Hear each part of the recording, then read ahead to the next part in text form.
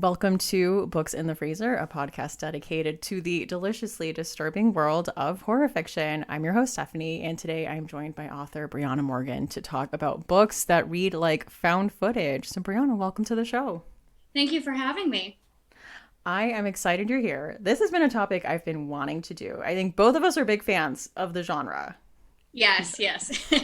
in film and literature. I feel like it's a genre people go either way about, but I'm a big defender of found Yeah, I think footage. people either love it or hate it. There's no real middle ground. Mm-hmm. What are some of your favorites?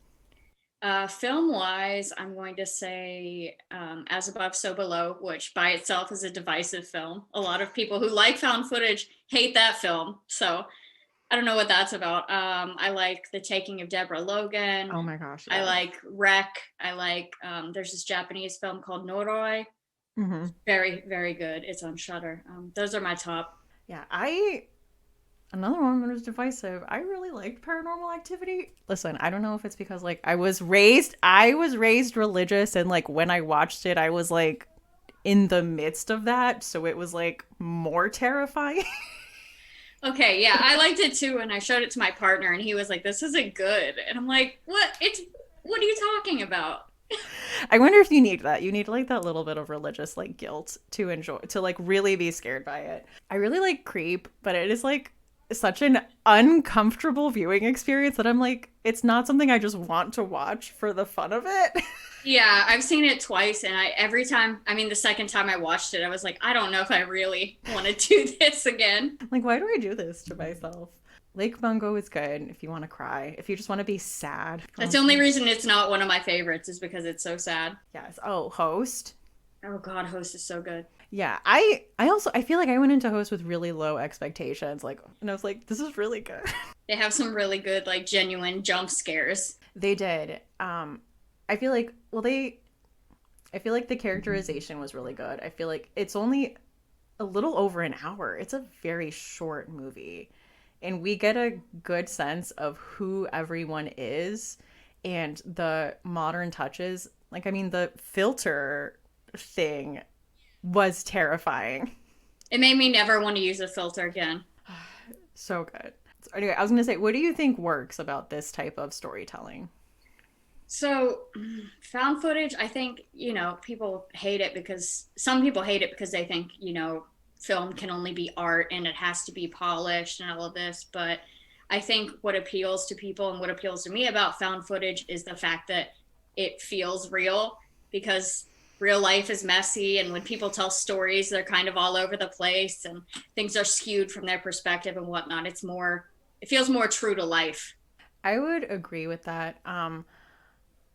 I've also seen people complain that it's like gimmicky, low budget, and I don't know. Gimmicky has never been a turnoff for me when it comes to media of any kind. I do not write things off because they are too gimmicky. But you're right, it does feel, especially okay, like the first three Paranormal Activity movies is like the history of this family at different points, and it very much like I never for a second doubt that I am watching footage of this thing happening to this family. I don't think about this being a set at all. I am fully bought in.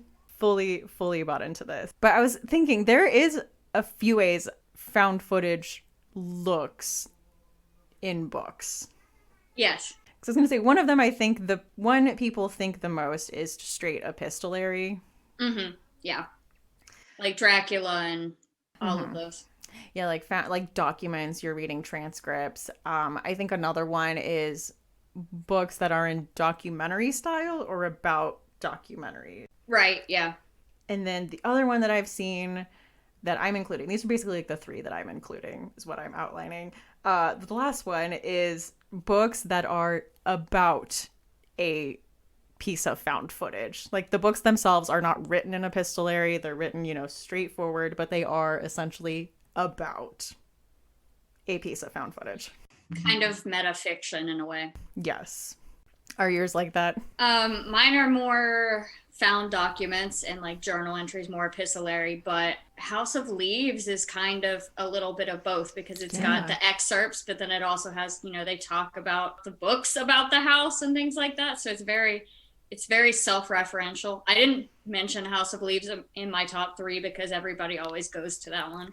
I I know. figure everybody's heard of that one. That's the thing with these. I kept going back and forth. So I have included books I've talked about before, but I felt like just needed to be mentioned in this episode. I also went back and forth on House of Leaves because there's so many layers to that too. It's the footnotes, and then the other one is like the thing where it's a writing about a piece of found footage, but it's this academic dissertation breakdown of this Right. documentary, not piece of found footage, I guess. I even thought about potentially including Head Full of Ghosts by Paul Tremblay because, it's got the blog feature, and it's got, it talks about the TV show that they're filming and stuff. But I wasn't sure if that was enough to put it in the category or not. I think it would be. I also went back and forth because the documentary one, I thought about Fantastic Land by Mike Bakoven. Yeah. Because that is a documentary about an event. And another one that would have been along those lines would have been Wildling Hall by Elizabeth Hand. I like to call it a spooky Daisy Jones and the Six. It came out way before Daisy Jones and the Six, but it is I like that. It's like one of those documentaries about this like band in the 70s, and so you're getting each member telling their story, but it was about one summer where they stayed in this abandoned manor and recorded an album, and something happened. And so they're talking about this like iconic album art that they made and like what was going on. So you're getting to like, which of these people are they talking to? Like, is everyone here? Like, can I trust what everyone's saying? Like, certain people's memories contradict what other people remember. It's a lot more of like a ghost story. Is it laid out like Daisy Jones? Is it like a screenplay script format, or is it just... It's been a while. I want to say it is. Okay. But no promises. I do not. It's been a while. That's the thing. Well, like on TikTok too, I get so many very specific questions. Like today, someone asked me about a book I read 5 years ago. Like, what are your thoughts on this? I don't remember what I thought about it. That was a very long time ago. You do get some really specific like requests for recommendations, I've noticed. Yeah. People will be like horror featuring a cat, and you'll be like, okay. Someone asked me for like supernatural horror in the woods, like they said, in the vein of the Reddit story where the stairs, like the half staircases in the woods. I'm like, all right, well, I need to brainstorm for that. I'll get back to you. Yeah, because it's not just woods. It's like supernatural woods with a creepypasta flair. Well, you just released a book recently. I did. I'm still alive somehow. Making it past release month. Yeah, so tell us a little bit about A Mouthful of Ashes.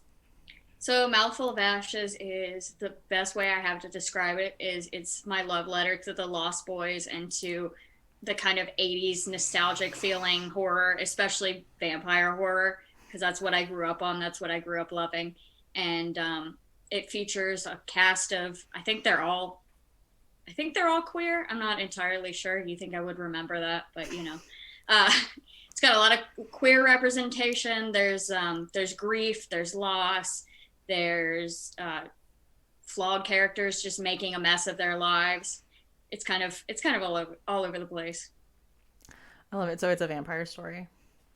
Love it. Okay. And then, you said The Lost Boys. I know the cover art is very carnival themed. Yes, it takes place on a boardwalk mostly. Nice. Okay. Oh, I'll have to check that out. That's exciting though. Congratulations. Thank you. It's my 7th, which doesn't feel real. That is wild. This episode is brought to you by Libro FM. Libro FM is the first and only company which lets you purchase audiobooks directly from your favorite local bookstore. You can pick from more than 150,000 audiobooks, including bestsellers and recommendations from booksellers. You'll get the same audiobooks at the same price as the largest audiobook company out there. You know the name. But you'll be part of a different story, one that supports community. If you're new to audiobooks, they're the perfect way to get more books into your busy life. Listen during your commute, while doing chores, walking the dog, or just relaxing at home. All you need is a smartphone and the free Libro FM app. If you already love audiobooks and don't know what to listen to next, check out recommendations and curated lists from people who know audiobooks best. Booksellers. And us. We also have a playlist on there full of books that have been recommended on this podcast. Books in the Freezer special offer. You get 2 audiobooks for the price of one, just $14.99, with your first month of membership using code FreezerBook. This offer is valid for new members in Canada and the United States. Thank you, Libro FM, for supporting the show. So should we talk about some books? We should talk about books. So my first pick is one I've definitely mentioned before, but I felt like it needed a spot in this episode. And that is The Last Days of Jack Sparks by Jason Arnott. Essentially, you are reading a posthumous account. Jack Sparks was a journalist. He's been researching the occult for his new book. And like right at the beginning of the book, he triggers this giant Twitter storm because he's at the Vatican witnessing an exorcism and is like shit posting about it on Twitter, essentially. And as he's leaving, there's a 40-second video that gets uploaded to his YouTube channel, like his personal YouTube channel, and he can't explain what it is or where it came from. Like, there's no record of him being hacked. And so something's going on. And so you go into this knowing that Jack Sparks is dead. Like, whatever he was looking into, he is dead. You are reading his, like, posthumous account of what happened. I really like it. So you get, it's mostly from Jack Sparks' perspective, but you get, you know, from his like notes from his publisher or like his brother here and there. I will say the number one criticism I get from this book is that Jack Sparks is unlikable, and he is a internet provocateur. He is a self-described like not good person. Like, he is not good to the people in his life. He is a, as we were talking about earlier, he's a flawed character. He's not a good person. I don't think anyone in this book is making the case that he is a good person, but I don't know, that criticism always like that is the idea. So he's terrible. I don't know if that really bothers you. Maybe this isn't for you. But I don't know. I really liked it. I honestly would put this in the freezer. This was a book I read at night when I worked like overnights, and I was like really scared. Like the way certain scenes were described, I was like, oh gosh, I don't think I can walk back to my car right now. I need to just sit here and wait a minute. And I don't know, I just thought he's a very interesting narrator. You know, there's some possession stuff going on, and I really liked his voice. You know, he's obviously extremely sarcastic, and he's like looking into all this occult stuff and seeing all these like exorcisms and stuff firsthand, and is like, this is why that's not actually true, but maybe it is. I don't know. It was just really fun. I had so much fun reading this book, and that is why I am talking about it yet again. So that is The Last Days of Jason Arnott. Wow, that is The Last Days of Jack Sparks by Jason Arnott. I was like, wait a minute. Who's dying? The author is done. He can no longer release any more works. So my first pick is I feel like I'm cheating because I'm doing 2 picks by the same author, but they're different books. So my first pick is World War Z by Max Brooks, and it is about a world in which there are zombies. There has been a zombie outbreak. It was adapted into a film, but I think the book is a lot better, not just because it's a book, but because it is found footage, and the movie's not really at all.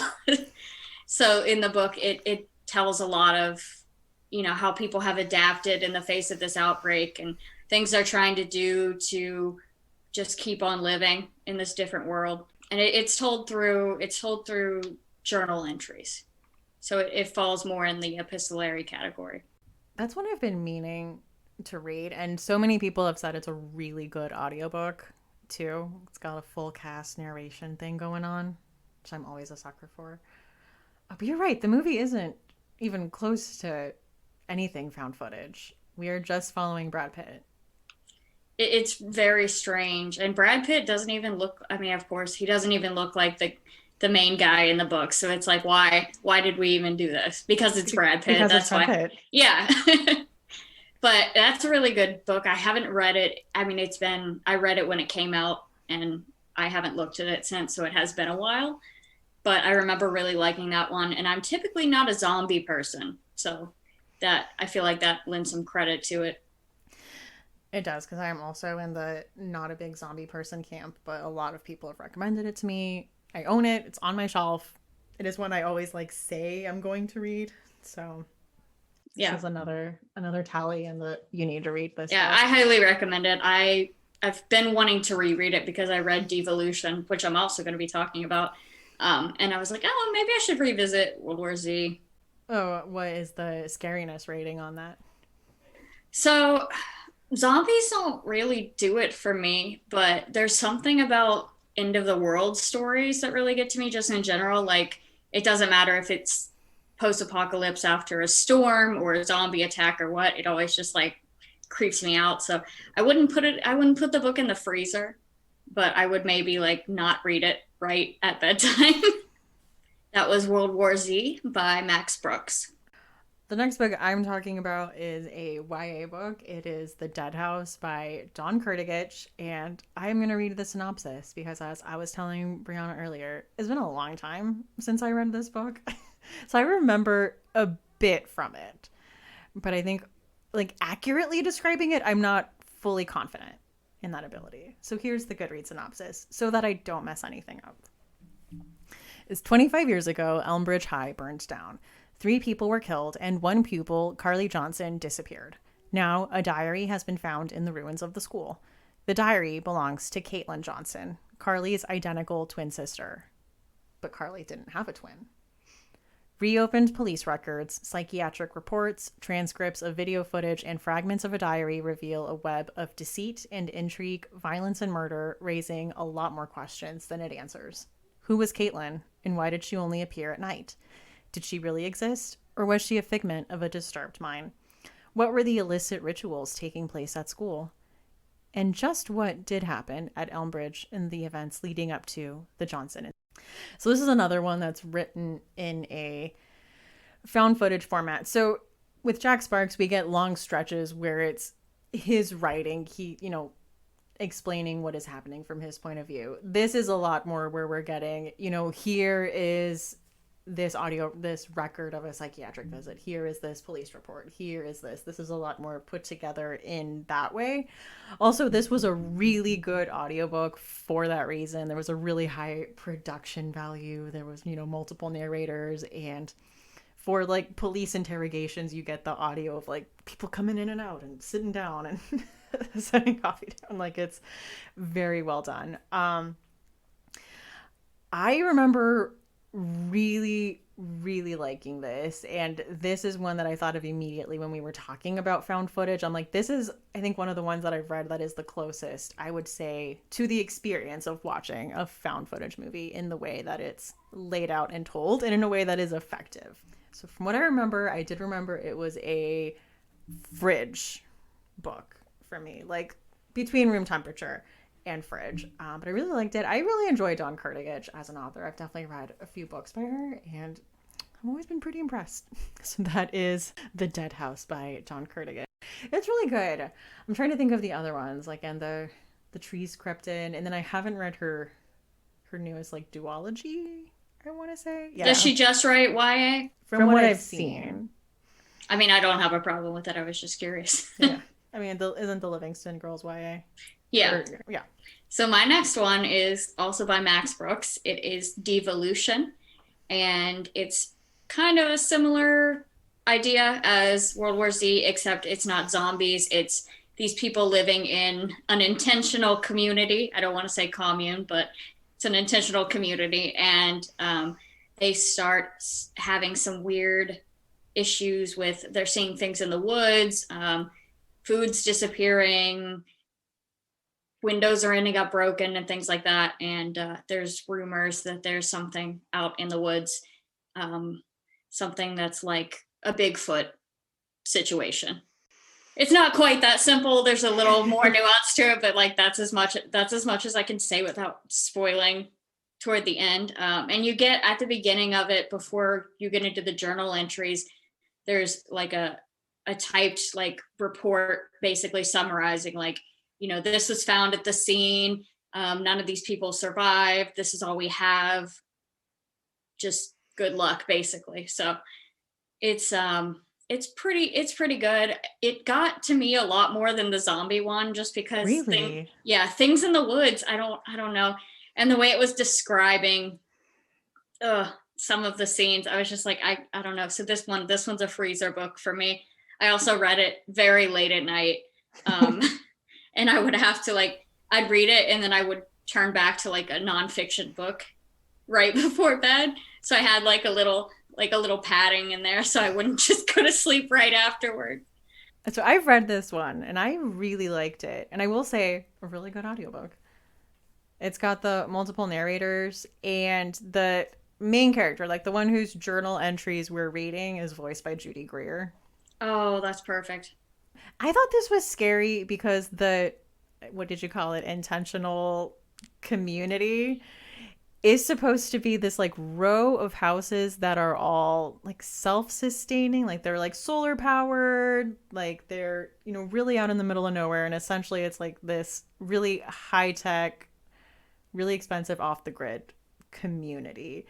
And I don't know, I think all the time that goes into describing how these were built and all these things that are there for safety and protection. And I think when shit hits the fan and it starts like those things mean nothing, that's what gets me. I like to be prepared for things. And I think having things that are, I don't know, things that like we put there to keep us safe go wrong is like what gets me. Like, but I had the thing.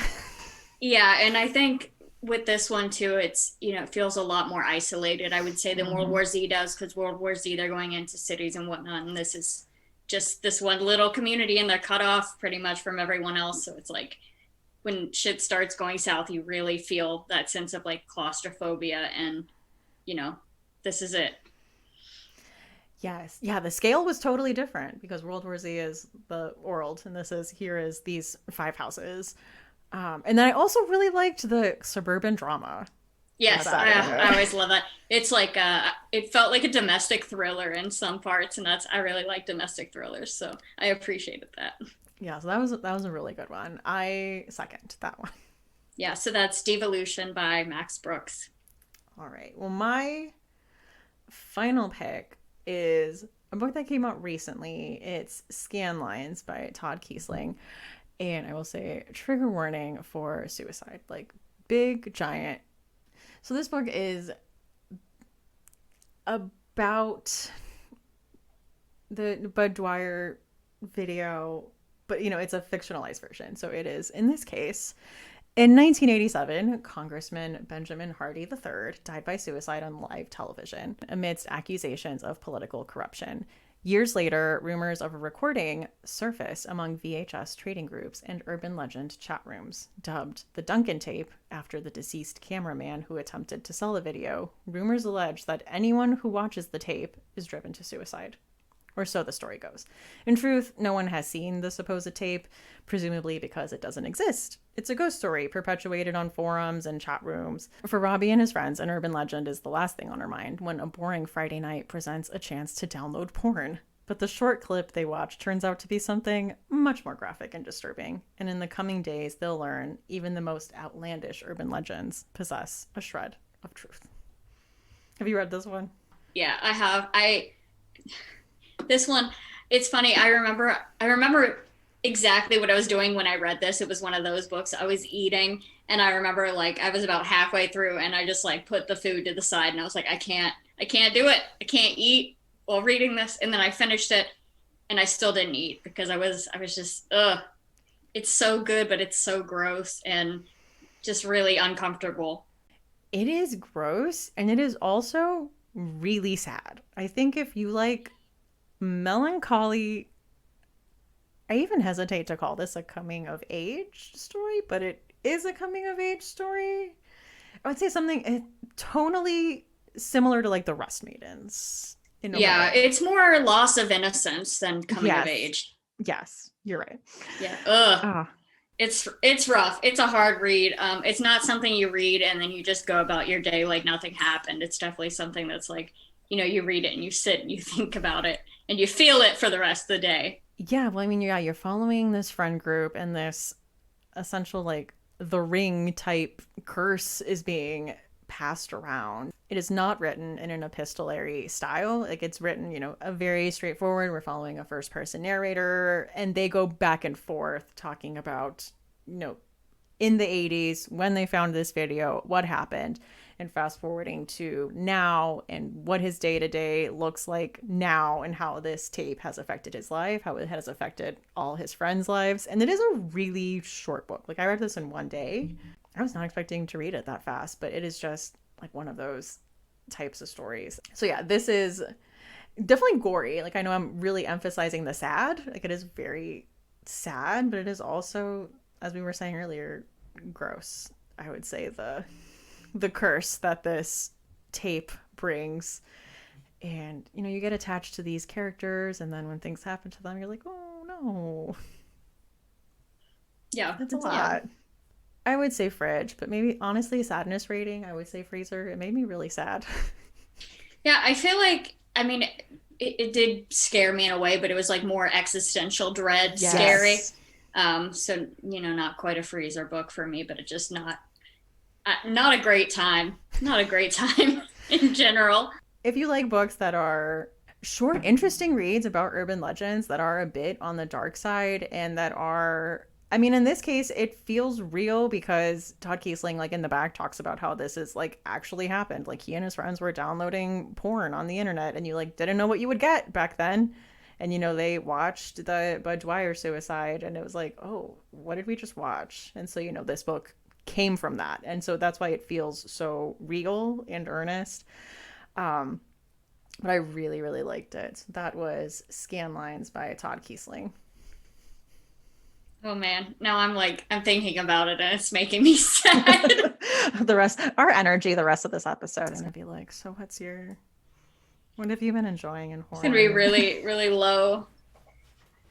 So my third book is Into the Drowning Deep by Mira Grant. This one is kind of hard for me to talk about just because a lot of it inspired what I'm working on right now, and I'm at the point where like I don't know where it crosses over exactly. But it's about this documentary crew who went in and filmed these mermaids, and they are not like the Little Mermaid mermaids. They are evil, terrible mermaids. Like, they will kill you.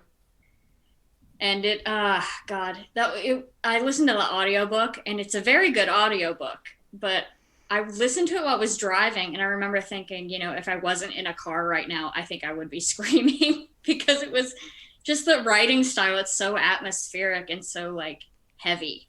I was talking about this on a previous episode. I can't keep track of who it was, but I was saying it does have one of my favorite tropes, which is like skeptical scientists. Yes. All together, and then there's like one character, and as soon as they are introduced and they say what they are going to do, you're like, no, this is not going to end well for you, honey. No. And then the next scene pretty comes. Gross. Yeah, it's pretty gross too. Yeah. Well, especially like if people, go out, being in the water is so terrifying to me. I think underwater and in space things I think are terrifying because it's the idea that like this is not about a submarine. This is me talking about something else. But I think the idea that like this ship is the only thing that has air, and like these walls are the only thing that are keeping you from not dying.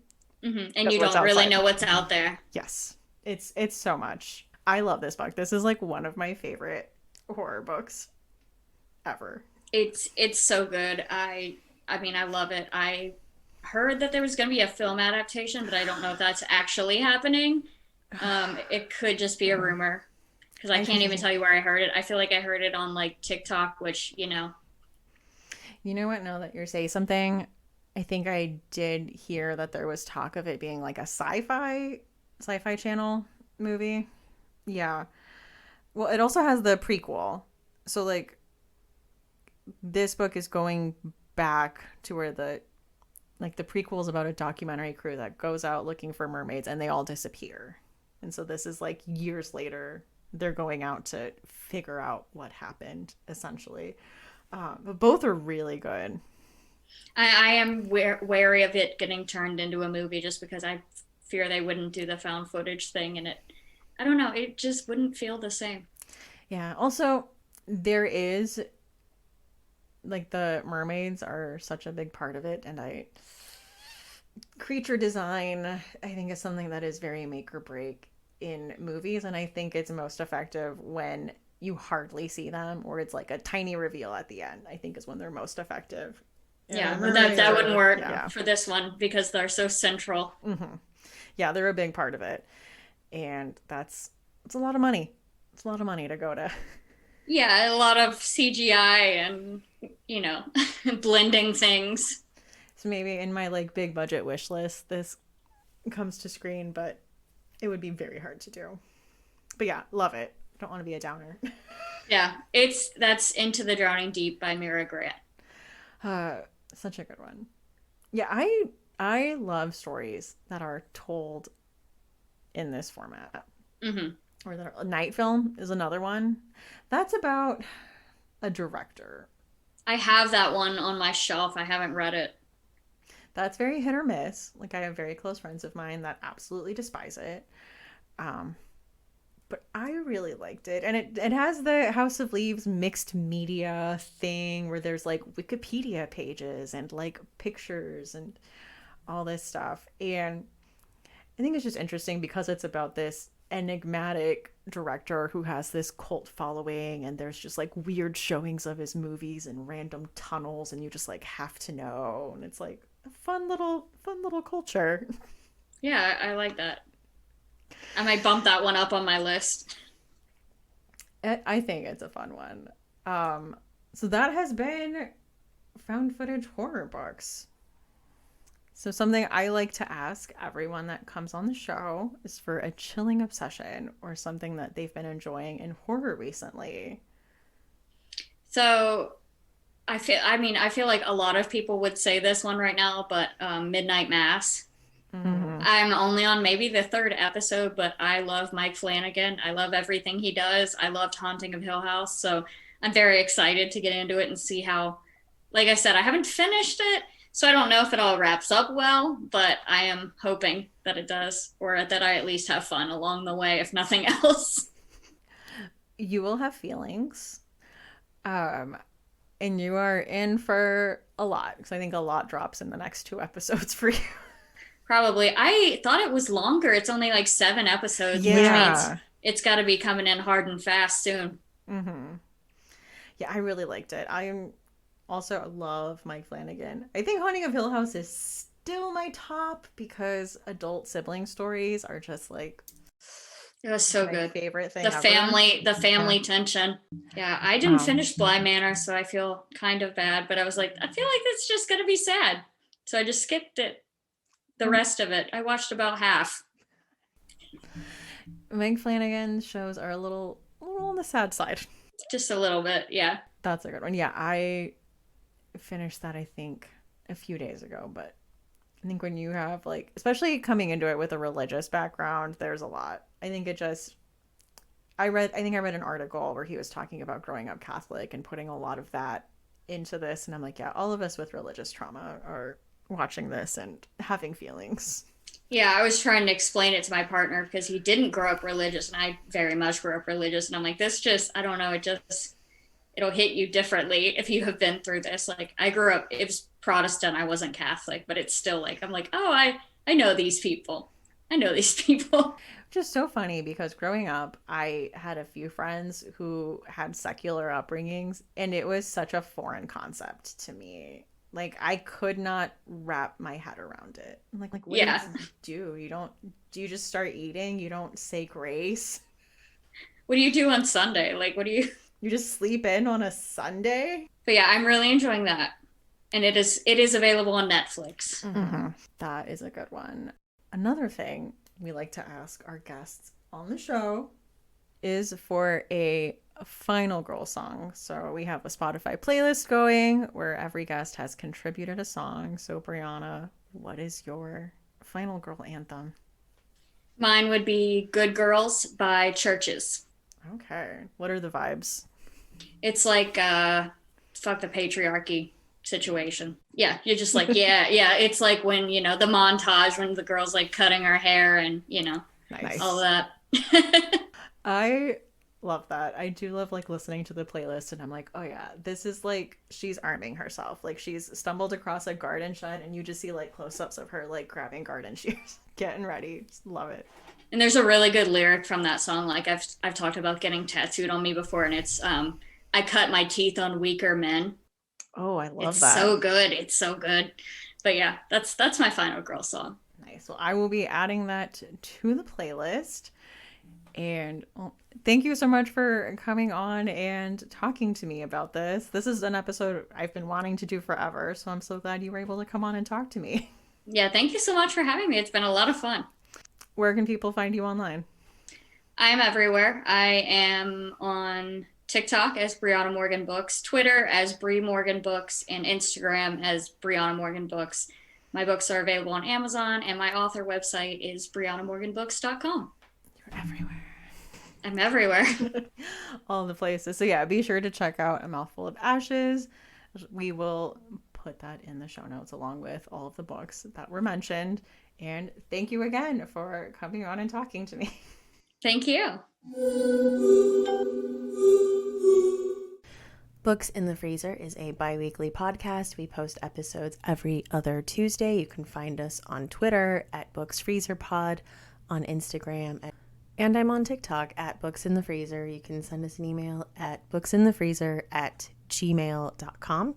If you would like to support the show, there are a few ways to do that. One of them is to become a Patreon supporter. There is a $1, $3, and a $5 level with all kinds of perks, from like early episode releases to like private chats and movie nights. I actually just kind of started doing movie nights again, and we watched Haunt on Shudder. It was a ton of fun. I like to watch that for October. I mean, it's only been out for like 2 years, but I think that's going to be a lasting Halloween tradition. It's a good one. If you haven't checked it out and you have Shudder, definitely recommend it. Another way to support the show is to use the Amazon link that is in the show notes. You click that, it's just going to take you right to Amazon, and you just do your normal Amazon shopping that you would normally do, and then a part of that goes to the podcast. So a fun thing someone purchased using the link this week is a Blu-ray collection of the Despicable Me trilogy. This is Illumination Presents all 3 Despicable Me movies, and I love that. Now, if you're wondering if there's a way to support the podcast that does not include spending any money, I'm going to let you know there absolutely is. Honestly, for any podcast that you listen to, word of mouth, posting about it on social media, and leaving reviews is huge. And when you take the time to do that, I promise you, it has made that podcaster's day. So again, thank you to all of you who have taken the time to do that from the bottom of my heart, for real. Thank you. I am Stephanie. You can find me on Twitter at lady_Gagnon. That's LADY_GAGNON. And I'm on Instagram at That's What She Read. And that's with 2 A's. So thank you for listening, and see you next time on Books in the Freezer.